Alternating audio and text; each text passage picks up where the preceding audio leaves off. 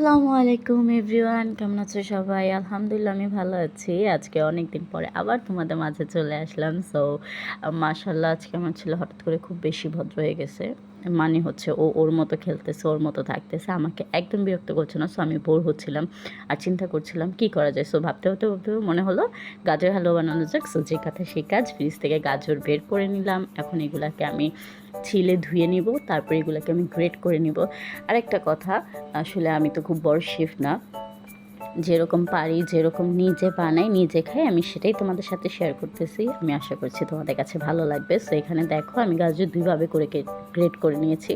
একটা হচ্ছে ছোট স্লাইস করে, আরেকটা হচ্ছে একটু বড় করে, যাতে যখন গাজরের হালুয়া বানানো হয়ে যাবে যাতে ওটা একদমই আলু ভর্তা না হয়ে যায় সেই জন্য একটু যাতে দাঁতে লাগে।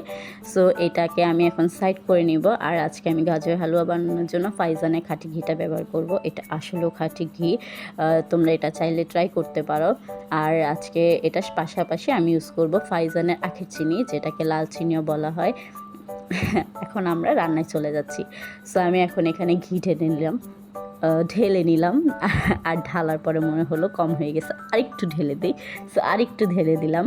আর এখন আমি এখানে অ্যাড করব তেজপাতা, দারচিনি, এলাচ, একটু অ্যারোমার জন্য। যখন এগুলো থেকে একটু সেন্ট দেওয়া শুরু করছে তখন আমি গাজরগুলো ছেড়ে দিলাম। আর দেওয়ার পরে এগুলাকে আমরা কিছুক্ষণ ভেজে নিব, যতক্ষণ পর্যন্ত গাজরের যে পানিটা থাকে সেটা একদম টেনে না নেয়। তারপরে আমরা আমাদের বাকি জিনিস অ্যাড করব। আমার রান্না বান্না সব কিছুই আমার ছেলের জন্য। আর এখানে সে চলেও এসে জিজ্ঞাসা করতেছে, মাম্মা কি করতেছো? সো আমি বলতেছি আমি তোমার জন্য গাজর হালুয়া বানাচ্ছি, তুমি খাবে? অ্যান্ড ও বলতেছে ইয়েস। সো আমি বলতেছি তুমি যাও খেলো, আমি তোমার জন্য বানাই ডাক দিব। আর ও বলছে নো নো নো, মানে ও যাবে না, ও এখানেই থাকবে। সো এই যে দেখো আমাদের গাজরের পানি যতটুকু ছিল সবটুকু টেনে নিয়ে গেছে। এখন আমরা এখানে বাকি জিনিস অ্যাড করব।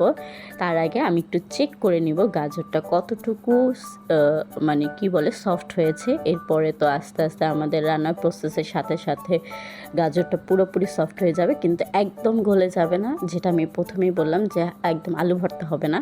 সো এখন আমি চিনি ঢেলে দিতেছি। আমি আসলে মেজারমেন্ট করে দিচ্ছি না, আমি আমার টেস্ট বান অনুযায়ী আমি দিচ্ছি, তোমরা তোমাদের টেস্ট বান অনুযায়ী দিবে।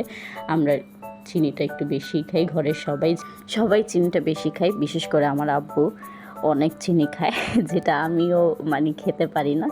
সো এখানে দেওয়ার পরে আমার কাছে মনে হয়েছে চিনিটা একটু কম পড়ে গেছে, আর একটু দরকার। সো আমি আবার ঢেলে দিব, কারণ আমি মেজারমেন্ট করে দিব না, আমি সব কিছু ঢেলেই দিব আজকে।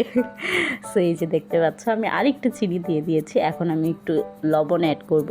লবণ কিন্তু একদমই